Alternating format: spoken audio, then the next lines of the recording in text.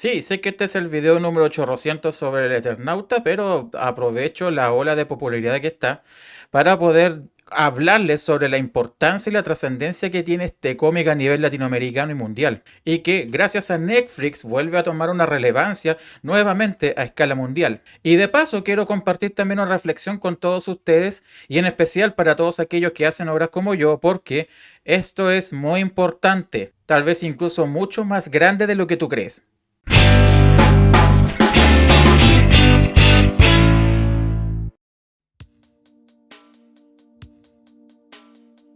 El Eternauta apareció entre 1957 y 1959 a través de la revista Hora Cero. Creada por Héctor Germán Oesterhel y Francisco Solano López, cuenta la historia de cómo una nevazón provoca la casi extinción de la raza humana, nevazón provocada por una fuerza extraterrestre que invadía el planeta.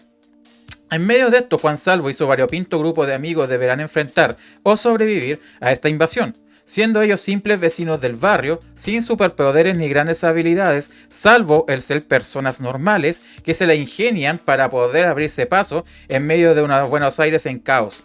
Debo decir de que esta serie, desde que nació, que rompió muchos esquemas, partiendo dentro del mundo de la historia argentina y después, obviamente, a toda Latinoamérica, para después tirarse hacia el mundo completo. Pero ¿cuál fue el cuestión que rompió? Bueno, una cuestión muy sencilla. Era una historia de ciencia ficción de invasiones alienígenas desarrollada en Buenos Aires, Argentina. Algo que hasta el momento no se hacía. Todo comienza con lo que Oesterhel llamaba una situación Robinson. O sea, un grupo de sobrevivientes rodeados por la muerte que lucha por salir adelante. Pero pronto todo cambia, y esa lucha por sobrevivir se convierte en una historia de invasión, uno de los temas clásicos de la ciencia ficción de la época y hasta el día de hoy con producciones como las de Zombies o The Last of Us. La verdad de las cosas es que los protagonistas no tienen certeza de nada, simplemente son arrastrados por los hechos. Y este es el segundo punto por lo cual el Eternauta también es súper importante, porque en el fondo trata de gente común y corriente que forman un ejército como para poder sobrevivir y combatir esta amenaza que es una amenaza común para toda la humanidad. Porque, seamos sinceros, ellos no solamente estaban defendiendo su país de la invasión, estaban defendiendo su comunidad. Ahora, la serie de Netflix arranca de la misma manera, pero con ciertos cambios producto de su traspaso o adaptación del medio del cómic a una obra audiovisual. La gente ya no es la misma de esa época, por lo tanto ciertas decisiones son totalmente diferentes. Y tengo que decir que eso trajo ronchas sobre cierta área del fandom. Bueno, de hecho, tengo que hablar sobre diferencias que hay con el cómic. No las voy a dar todas porque son muchas. Y las que voy a hablar van a contener ciertos spoilers, pero van a ser como las más suavecitas y bueno, si ustedes no quieren saber nada de la serie, si no la han visto, bueno, sáltense esta parte. Pero si aún así quieres saberlo porque no son tan graves, puedes continuar con el video. Mientras que en la obra original se entiende que la obra pasa entre 1957 y 1959, esta otra pasa en la actualidad. Hay un mayor protagonismo en el peso de las mujeres, como es en el caso de Inga y Pecas, que son personajes que están agregados a esta historia, pero que en sí no afectan a la trama, sino al contrario le dan una profundidad y los personajes no molestan porque son personajes y son ellos mismos. Así que en vez de restar, aportan. Los invasores aparecen inmediatamente en platillos voladores, mientras que en la serie no. Y la más importante, que fue lo que molestó a muchos, fue el comportamiento individualista de Juan Salvo en comparación con el cómic, que es más comunitario. Pero aclaremos un poco, esta es una actualización de la vida moderna. En aquella época, de los años 50, 60, 70, incluso en mi niñez, que fue en los 80, la gente era súper comunitaria. O sea, nosotros nos conocíamos en el barrio, sabíamos quién eran nuestros vecinos, qué les gustaba, qué no. Constantemente solíamos estar interactuando con ellos, cosa que ahora se ha perdido. Producto de que la gente está mucho más individualista, hay vecinos que tú nunca los has visto y que no los conoces y que tampoco ellos saben nada de ti. Entonces, obviamente, ahí es donde yo decía de que muchas de las situaciones y decisiones que Juan podría tomar tal vez en el cómic del 57, ahora ya no podrían ser. Pero los que ya hemos visto la serie sabemos que hay un progresismo con respecto a ese personaje y todo lo que él hace y las decisiones que va tomando a medida que va corriendo los episodios. Sí, yo me acuerdo cuando era niño y llegaba la Navidad y todos nosotros salíamos a jugar con nuestros juguetes afuera a la calle. Y para el año nuevo, mismo tema, digamos, toda la calle a celebrar con fuegos artificiales y nuestros papás ahí, y se juntaban los vecinos y celebraban, y no, eso ahora ya no pasa. Ahora cada uno encerrado en su casa. La serie fue desarrollada por Bruno Estañaro y producida por Netflix y KS Films. Estañaro no es un desconocido en hacer producciones audiovisuales que impacten a la Argentina. En el año 2000 realiza Ocupas, un drama sobre la marginalidad en la ciudad que abrió el mercado a este tipo de obras en la televisión.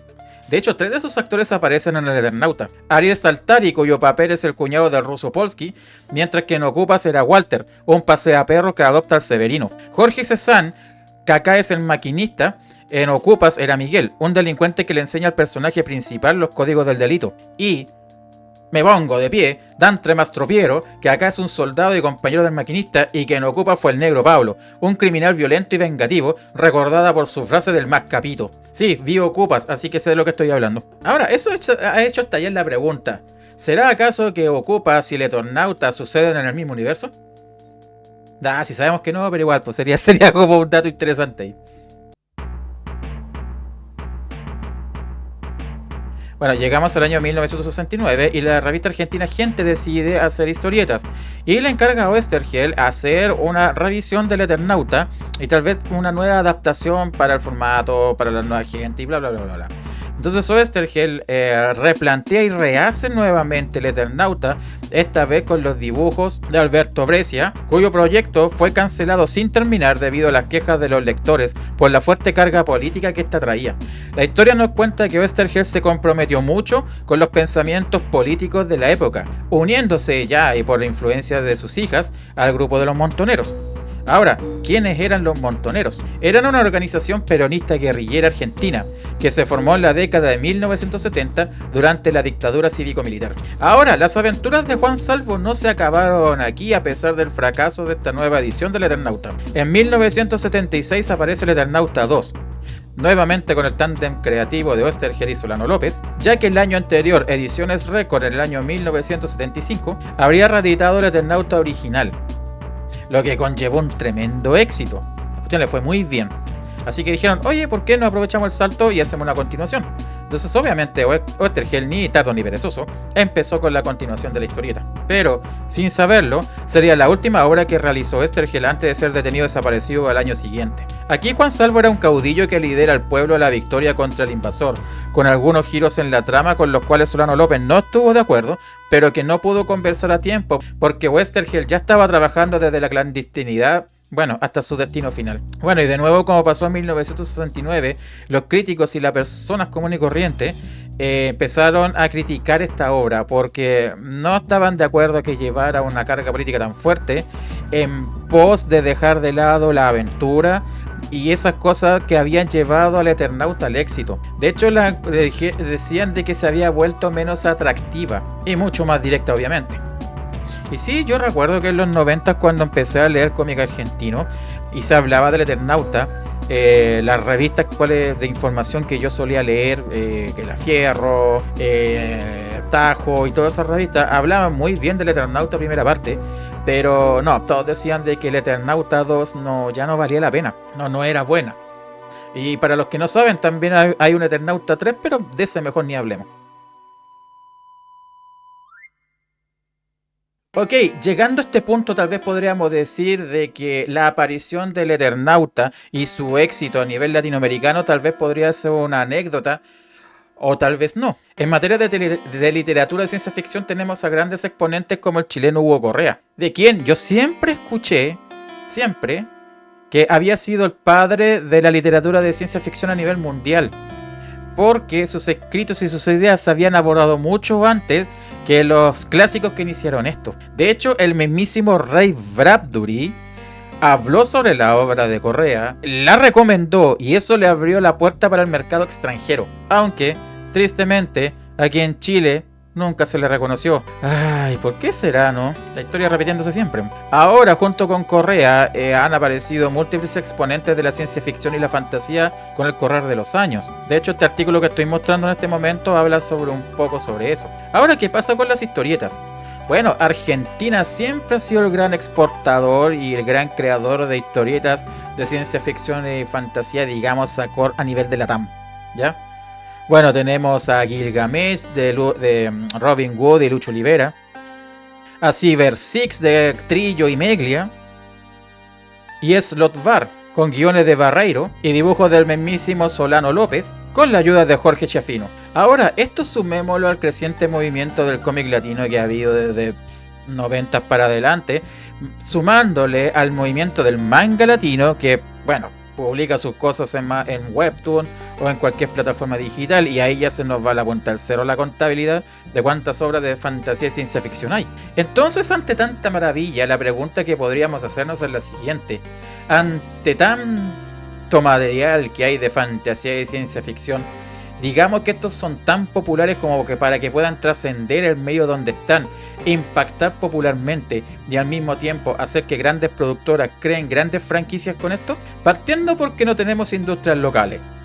No tenemos industria en nuestros países, o tampoco tenemos una industria a nivel de LATAM generalizado. Bueno, esta última es un poco más complicada, aunque a través de los portales web de webcomics se están empezando a hacer ciertas cosas. Además que dependemos de mercados externos que nos compran a nosotros como autores o nos compran como gente que haga el trabajo para ellos.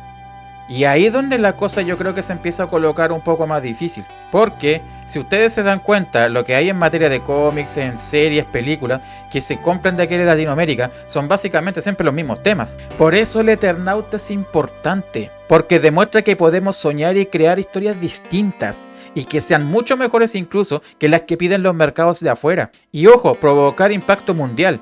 Y esto tenemos que agradecérselo a Netflix. O sea, tuvo la testosterona suficiente para llegar y apostar por este producto. Porque seamos sinceros, la premisa del Eternauta es la misma de The Walking Dead o de Last of Us. Entonces, ¿cómo tú puedes apostar por esto para que se haya generado este éxito? Porque también podría haber fracasado. Entonces, insisto, esto fue una apuesta, ¿ya? Y una apuesta en la cual jugaron bien. Porque eso puede abrir la puerta a nuevas propuestas a futuro. Y que tengan que ver con autores latinos y que hagan cosas de esta como ciencia ficción. Porque seamos sinceros, la otra cosa grande de Latinoamérica que se estrenó fue el año pasado, 100 años de soledad. Pero hablemos con la verdad. Se habló un par de días de 100 años de soledad y ya te llevo. Yo creo que la gente que conocía el libro y todo eso fue la más emocionada, pero no tuvo el gran impacto del Eternauta, que ha sido el número 1 a nivel mundial. Y llegó al nivel de número 1. Es por eso también que es tan importante que todos aquellos mangakas que están haciendo sus mangas y tirándolo a lugares como Manga Plus Creator suban el nivel. Si Shueisha abrió eso para que autores latinos pudieran publicar, es porque algo ellos están mirando. Y este proyecto en cualquier momento se puede acabar. Pero si se suben los niveles y los autores latinos le suben el nivel al tema, a lo mejor ellos pueden salir ganando y pueden llegar a Japón. Pero que créanme, gente del extranjero fuera de Japón ya está llegando ya a publicar en Japón. Eso ya está pasando. Esto no es un sueño. Y hay unas imágenes de video que estoy mostrando aquí que muestran eso. Es por eso que es tan importante internet, porque es nuestra ventana para que gente de otros países pueda ver nuestras obras, y ya sea compartirlas o comprarlas. Y podamos tener público de distintos idiomas en el caso que nosotros no tengamos editoriales en nuestros países que nos quieran o puedan publicar. Pero también tenemos que subirle el nivel a la cuestión para hacernos exportables y comprables. Tenemos varios mangakas chilenos ganadores de premios internacionales y otros que han publicado en Japón, como les decía anteriormente. O sea, siempre se ha podido, gente. Siempre se ha podido. Y esta es la evidencia que tenemos desde el Eternauta hacia adelante. Las grandes historias que se escapan a las industrias siempre han estado ahí. Ahora, tal vez no hubo alguien que le diera la oportunidad para poder exportarlas hacia el mundo. Pero gente, tenemos pasta para llegar al mundo y tenemos pasta para poder impactar. Pero tenemos que creernos el puesto. Eso es todo. En el video Hablemos del futuro brillante de la historieta, cómic o manga latino, hablo un poco más sobre esto, así que échenle un vistacito ahí. Van a tener un rato más de entretenimiento. Conclusión. Bueno, aparte de lo que ya hemos hablado, de que efectivamente el que se puedan hacer grandes cosas y que nuestras obras se expandan donde el cielo es el límite siempre estuvo ahí, a pesar de que estemos en LATAM, también todo este asunto del Eternauta nos enseña otra cosa también mucho más importante. Si tú tienes un mensaje político, social o religioso o lo que sea, debe estar acompañado de la mejor calidad artística, porque así podrá trascender. Estamos ante una era totalmente politizada donde la política es primero, donde los de izquierda se pelean con los de la derecha, los fachos contra los comunachos, y toda la gente, o por lo menos la mayoría que está en redes sociales, piensa en pos de eso. De hecho, no me extrañaría nada que muchas de las cosas que yo hablé del Eternauta venga gente politizada y me las trate de echar abajo. Incluso negando la historia. Pero eso es parte de lo que estamos viviendo ahora, en estos tiempos. Pero yo creo que Hollywood ya nos ha demostrado suficientemente de que efectivamente cuando el mensaje político va primero, ¡pum!, la cuestión se viene abajo. Y no trascienden. Y quedan como malas películas o malas historietas o malos mangas. No, bueno, el manga no está todavía metido con eso. Pero no trascienden. El Eternauta también nos recuerda que imaginar y contar nuestras historias es algo urgente. Veamos el ejemplo de Japón. Muchas de las historias son historias que ya se contaban en Estados Unidos, pero ellos lo hicieron desde su punto de vista y ¡pum!, se fueron para arriba. Y gente, no hay nada inventado, todo se recicla. Y por último, no dejemos que las limitancias del mercado apaguen nuestra creatividad. El que quiera encontrará el camino. Como dije a Jurassic Park, la vida se abre camino. Bueno, y lo dejamos hasta aquí. Nos salió un video súper largo, pero fue muy emocionante entrar en este camino del Eternauta. Recomiendo la serie tanto como el cómic. Y eso. De momento les dejo otra reseña dando vuelta por aquí. Y bueno, eso sería todo por esta vez. Camionada de bendiciones para todos. Y les dejo la bibliografía de todo lo que hablé, porque está todo puntualmente escrito para que ustedes puedan revisar los links y ver que lo que estoy diciendo es verdad. Así que eso, camionada de bendiciones para todos. Chau, chau.